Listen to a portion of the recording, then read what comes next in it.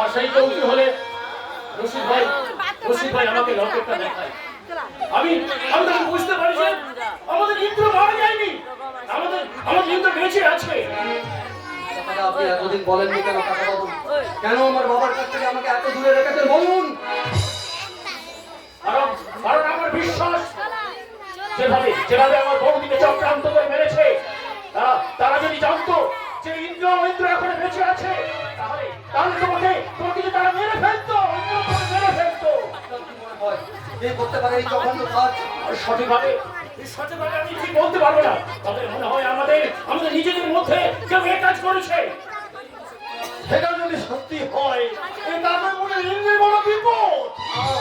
কোনো বিপদ হবে না বাবা, কোনো বিপদ হবে না। তাকে মা হয়েছে বাবা,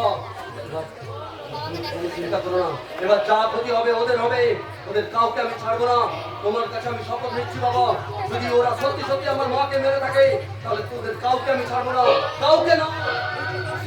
এই প্রতাপ দিঘিতে ঘটে যাওয়া ভিন্ন ইতিহাস আবার আমি তুলে ধরবো সবার সামনে। তারপরে এই প্রতাপ দিঘির পবিত্র মাটিতে বসবে বিচার সভা। সেই বিচার সভায় বিচার হবো আমি। ওই চাটকলায় দাঁড়িয়ে থাকা অপরাধীদের মৃত্যুদণ্ডের সাজা দেবো, মৃত্যুদণ্ডের সাজা আমি রাজা ইন্দ্র নারায়ণ চৌধুরী।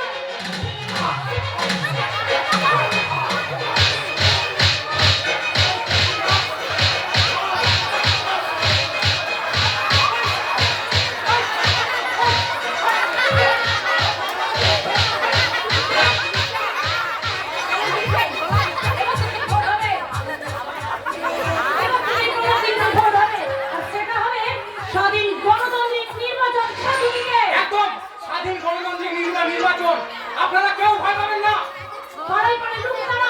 কেউ যদি ভোট দলে লুট করতে আসে আপনাদেরকে দলবদ্ধ হতে হবে, ঠিক পারবেন তো?